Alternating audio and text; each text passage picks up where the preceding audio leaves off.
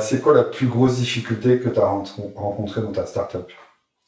C'est une difficulté qui est encore actuelle, hein, c'est la gestion financière.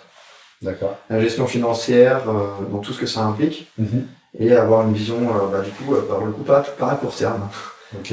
directement à moyen terme, long terme, parce que on a besoin de moyens pour se développer, on a besoin de moyens pour se construire, pour construire des bases solides, et, euh, et c'est apparemment la première cause des mortalités des startups françaises, c'est la trésorerie, c'est le manque de moyens La financiers. gestion, la partie commerciale aussi. Bien sûr, mais encore une fois, si on a une bonne idée et qu'on arrive à avoir nos premiers clients, c'est bien. Mhm. Mais si on a un modèle économique qui est pas bon, avoir des clients, on crache quand même tous les mois. Totalement. Donc, c'est vraiment cet aspect-là, et c'est pour ça que je disais de construire ses statuts le plus tard possible, c'est de tester son idée avant.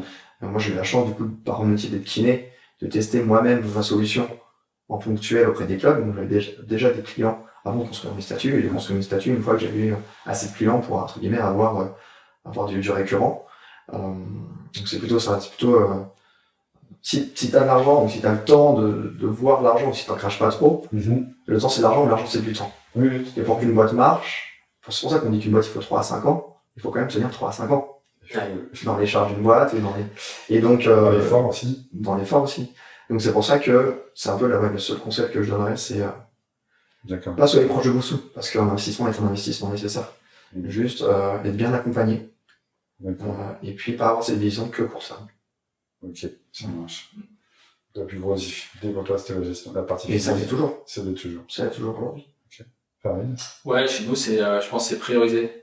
Quand on développe un produit, on développe un logiciel, c'est une application mobile. Okay. Et ben, t'as toujours plein d'idées, t'as plein de clients potentiels, t'as plein de segments de marché que tu peux adresser, t'as plein de personas différents, et c'est hyper difficile de faire les bons choix en termes de priorisation de ce que tu vas développer, ce que tu vas mettre dans ton produit.